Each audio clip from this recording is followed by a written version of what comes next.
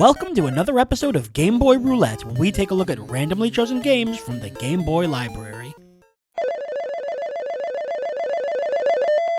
InfoGenius Personal Organizer. Oh no, it finally happened. I have a massive text document with every Game Boy game, which is what I put through the randomizer to pick a game every week. And every time I've scrolled through, the small selection of InfoGenius games have always taunted me. See, while a vast majority of Game Boy games were just that, games, there were a small handful that tried to be more than that, or at least something totally different. They tried to turn the Game Boy into a multi-purpose machine that not only kids could play Mario on, but mom and dad could keep all their important information on. It was a, let's say, interesting idea, but given the limitations of the Game Boy, none of the attempts did very well. The InfoGenius series was published by GameTech, a company whose library was significantly made up of conversions of famous game shows like Jeopardy, Hollywood Squares, and Press Your Luck. The games consisted of the Personal Organizer, a spell checker and calculator, a travel guide, and 2 translators, one for French and one for Spanish. And that's really all there is to say about this, game. Expect this to be a shorter episode, because I'm kind of just here to see if this app before apps was actually functional and useful. And I kind of have a strong suspicion that the answer to both of those is no. Everyone knows there was only one good Game Boy application, and it was a camera. I do kind of love the box art though. The neon phone, clock, and pencil. It's a total product of its time in a delightful way. And I think it's really bold of them to assume that people would still be using this in 100 years, especially since nobody used it in the first place. We don't have a game today, we have a program. Serious glasses on for InfoGenius Personal Organizer.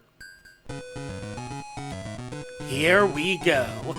InfoGenius Systems Personal Organizer. This music sure is a thing that was made. Alright, let's do this. Enter today's date. Let's see if they counted on this. October. Oh, there's no... Is there a quick way to do this? There is no quick way to do this. Today's time. Thrilling. I like how the hand is slightly off screen. Okay, let's see all the features of this game. Quote unquote game. Appointments. Review. Oh, I have an appointment on the 31st? None. New. I guess those are holidays? Here? On Thursday at 4:40 a.m. Oh, good. We have to type it in one letter at a time. I mean, I don't know what I was expecting this to be. Member...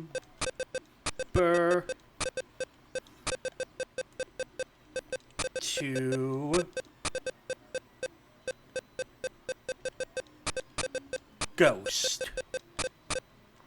Good. Review. Alright, I now know that at 4:40 a.m. on Halloween, I should remember to ghost. Cool. How do I go... Whoop. Start brings you back a screen. That's interesting. By holding B and hitting down, you can change the month. And holding right... Oh my god! They really thought people were going to be playing this for this long. All right, July 2072. Oh, I hit a button and it reset it. Cool. What's next? Calendar. Didn't I just do this? Oh no, this just tells you holidays. Okay. Man, this is exactly what I thought. Phone direct scan. Oh. It's just a Rolodex, yeah. Look up. New entry. Name will, of course, be... Clum. Company. Good. Phone number.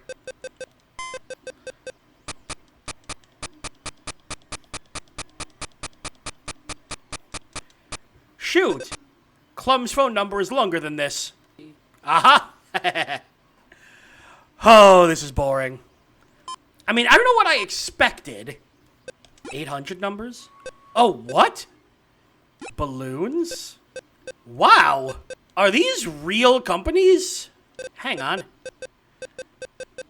Credit cards, American Express. I want to look this up. Give me a sec.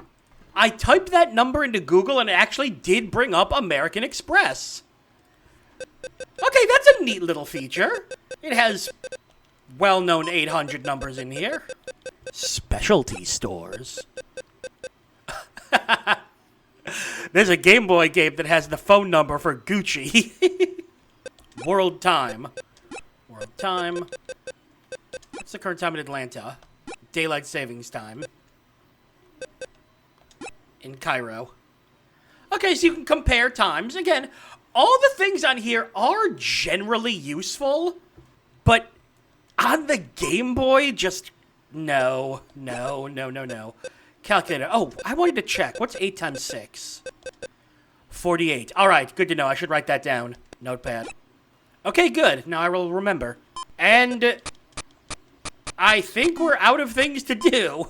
It's an interesting idea, but probably not worth doing, is how I describe this game.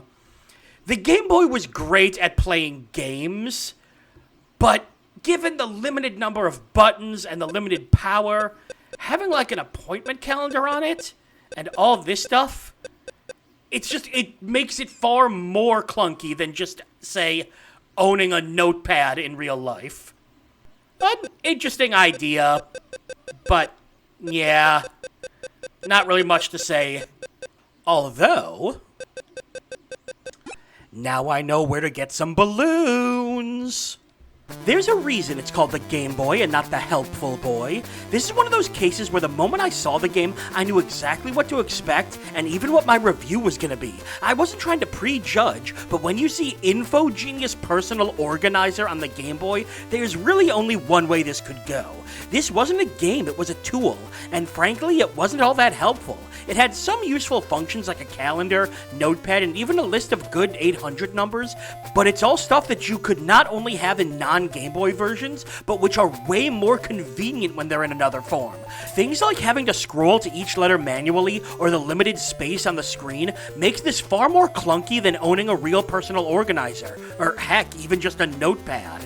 So this app isn't very good, as expected. But you know what? I am going to defend it a bit. I'm glad it exists. The heyday of the Game Boy was a wild time, one that was full of experimentation, and someone had to be the one to test out if the Game Boy could be an all-purpose machine. It couldn't. It was a total failure of an experiment, but I appreciate that the attempt was made. It was good that we looked at something like a personal organizer on the Game Boy, saw it didn't work, and went back to our puzzle and platformer games. It helped everyone, including developers, figure out what the Game Boy was best at. But still, even with that defense, it's not like this is worth playing, even for a curiosity glance. It's a basic personal organizer that's done better in any other medium. A worthy experiment, but one that did not work. And if you'll excuse me, I have to go figure out what to do with all these balloons I ordered. And that's all for another episode of Game Boy Roulette. Make sure to like the video, comment, and subscribe to follow the series as we continue to dig through the Game Boy vault. I'm BrianJ, and I'll see you next time.